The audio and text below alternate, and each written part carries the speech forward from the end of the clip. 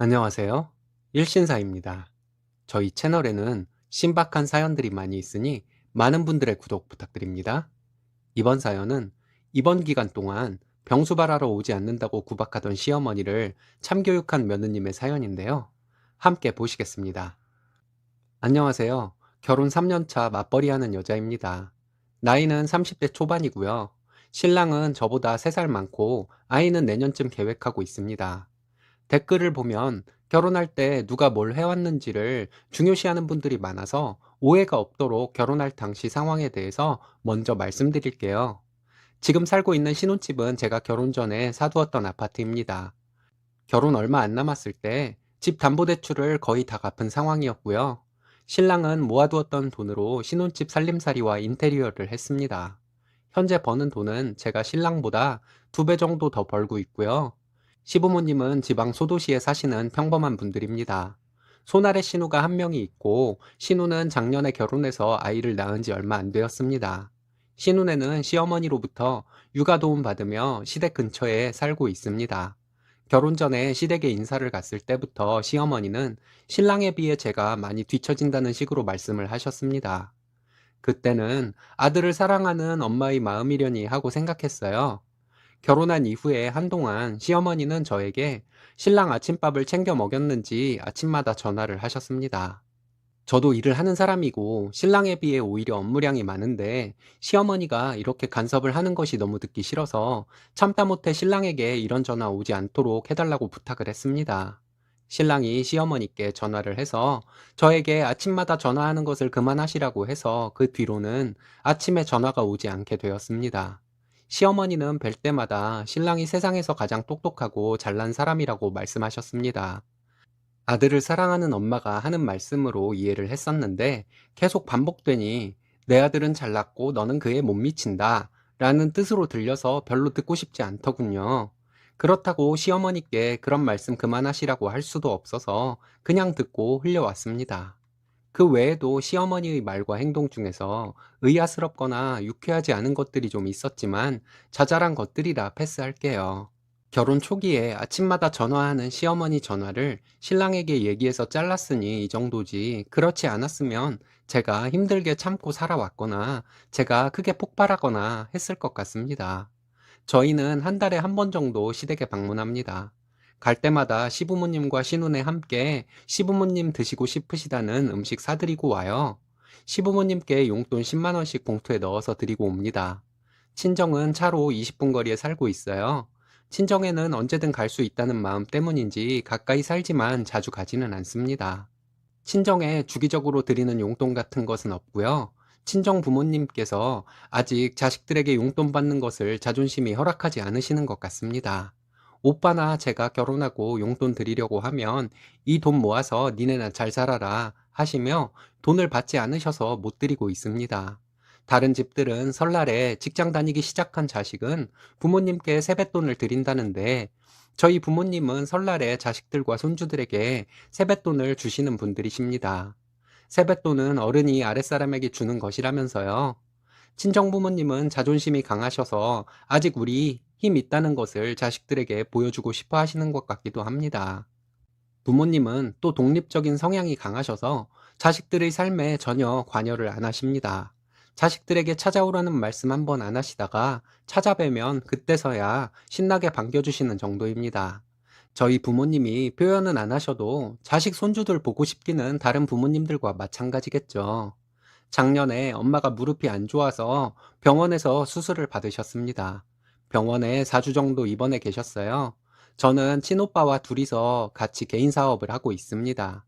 엄마가 병원에 계시는 동안 제가 엄마 병수발을 하고 일은 오빠가 혼자 하기로 했었습니다.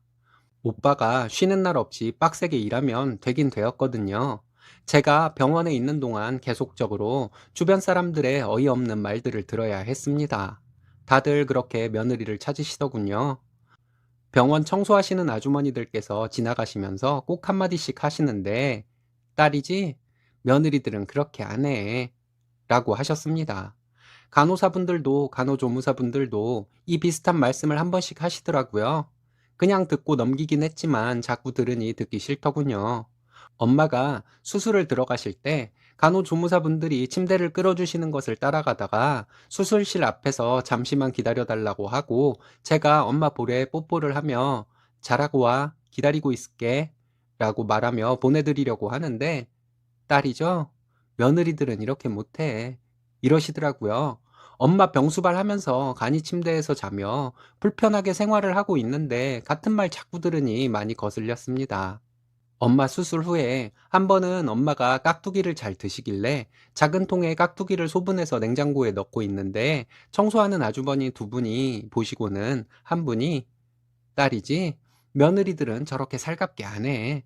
라고 하시고 다른 한 분은 아유, 며느리들은 와보기나 해? 이러시길래 아니, 아들이 와야지. 왜 며느리가 와서 해요? 아들이 오던가 딸이 오던가 하면 엄마도 편하잖아요.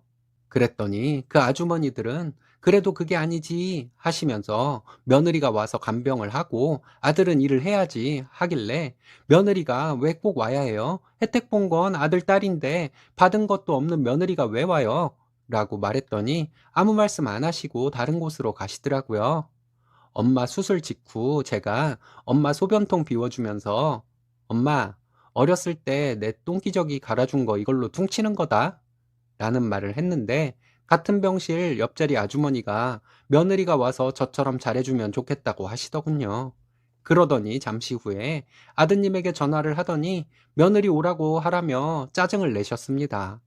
퇴근하고 며느리 꼭 들리라고 하라며 화를 내시더니 전화를 끊으시더라고요. 제가 그 아주머니께 며느리가 직장 다니느라 바쁘면 따님을 부르시면 될 것 아니겠냐고 말씀을 드렸습니다. 따님은 지방으로 시집가서 못 온다고 하시더군요. 그러면서 하시는 말씀이 저 같은 살가운 며느리를 원하셨는데 아들이 어디서 무뚝뚝한 애를 좋다고 데리고 와서 결혼한다길래 어쩔 수 없이 결혼시켰다고 하시더군요. 그래서 제가 저도 우리 엄마니까 잘하는 거예요. 저희 시어머니였으면 제가 신랑 보내지 제가 가서 하겠어요? 라고 말한 다음에 아줌마는 시어머니한테 잘하셨어요? 했더니 커튼을 휙 쳐버리더라고요.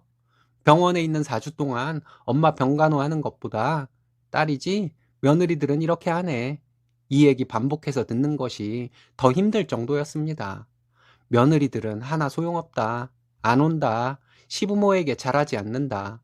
이런 말들 참 많이도 들었습니다. 근데 정말 어이없는 게 아들, 딸 욕하는 사람은 한 분도 안 계시다는 것이었습니다.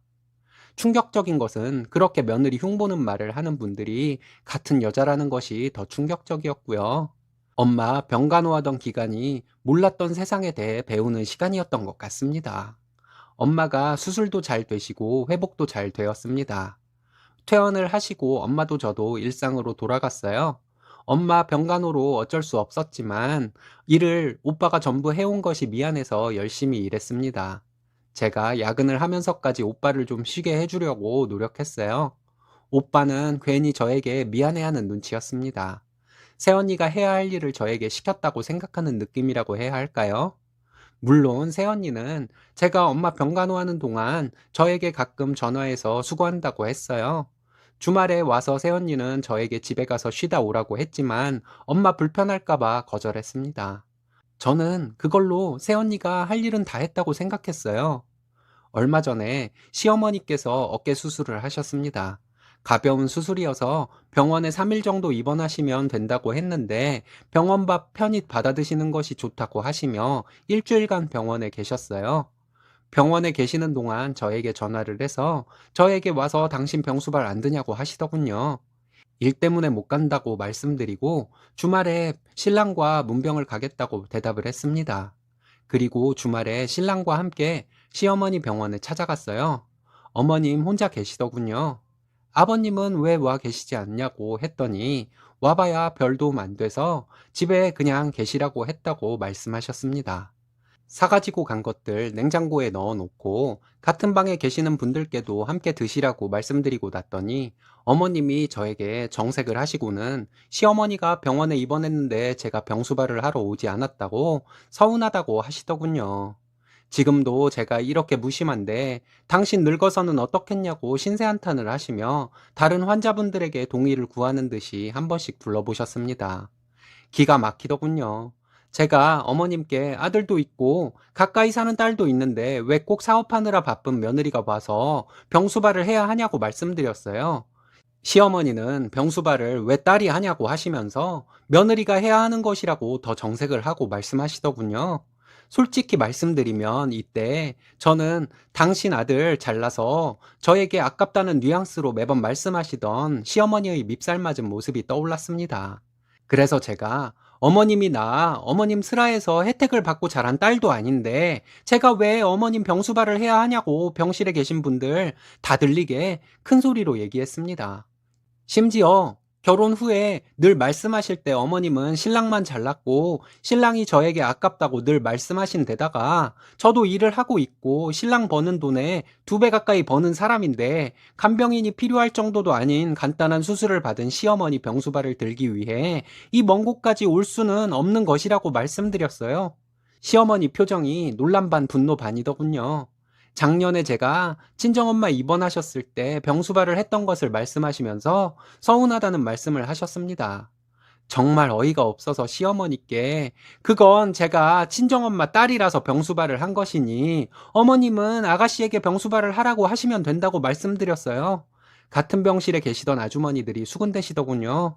근데 오히려 옆에 계시던 80 정도 돼 보이는 할머님이 요즘 어떤 미친노인네가 딸도 아닌 일하는 며느리 불러서 시중 들라고 하냐고 하시며 저승사자가 안 잡아가는 게 이상하다 하시며 혀를 끌끌 차셨습니다. 오히려 시어머니 연배 되시는 분들은 제가 너무하다고 수군대시고 시할머니 뻘 되시는 할머님이 제 편에서 말씀하시는 것이었죠. 그 할머님의 말씀에 수군대시던 분들 전부 조용해지셨습니다.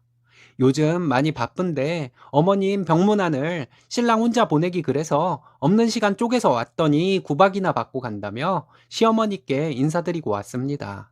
신랑은 올라오는 차 안에서 기분 풀라고 아양 떠는데 기분이 한동안 안 풀리더군요.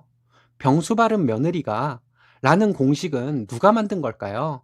며느리 욕하는 아주머니들의 따님들은 누군가의 며느리이지 않나요? 제가 아직 나이가 어리고 경험이 부족해서 모르는 것이 있어서 이런 생각을 하는 것은 아닐까 하고 생각을 하기도 하지만 여전히 이해가 가지 않네요. 저는 제 생각이 맞는 것 같은데 친정엄마 병간호하는 동안 시어머니 문병 갔을 때 시어머니를 비롯한 대부분의 아주머니들이 이해가 가지 않는 말씀들을 하셔서 제가 잘못 생각하는 것이 아닐까 하는 생각이 들 정도입니다. 여러분들의 생각은 어떠신가요? 그러게요. 쓰니님 말씀이 지극히 옳은 말씀인데 반대로 생각하시는 시어머니들이 대부분인 것 같습니다. 참 아이러니하네요. 여러분들의 생각은 어떠신가요? 오늘의 사연은 여기까지입니다. 재밌으셨다면 좋아요, 구독 부탁드려요. 일신사는 여러분들의 사연으로 제작됩니다. 많은 사연 제보 바랍니다. 여러분들의 사연은 아래 메일 주소로 부탁드려요.